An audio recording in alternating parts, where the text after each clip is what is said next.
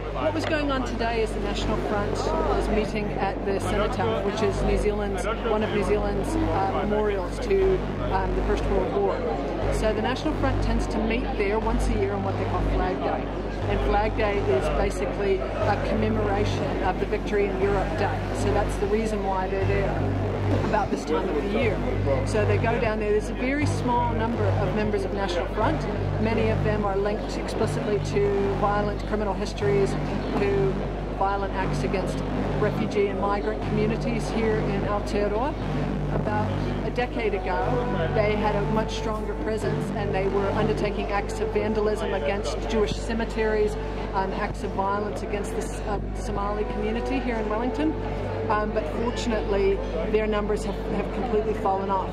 Nevertheless, there's still quite a few of the diehards, including people like Kyle Chapman, who are old school fascists, and they continue to try to organise in communities all over Aotearoa. And of course, sometimes their messages has a lot of resonance with people in the age of austerity and very, very difficult economic times.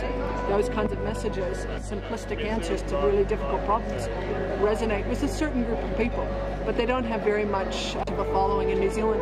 At the same time, from our perspective, it's very important that we keep actively aware of what's going on with them, what they're doing, and we take a kind of a measured response. You know, if they're not a particularly strong force, then we don't want to draw any more attention to them. You know, there are times that we've had counter demonstrations and very, very large scale anti-fascist and anti-racist demonstrations in Wellington here against the National Front.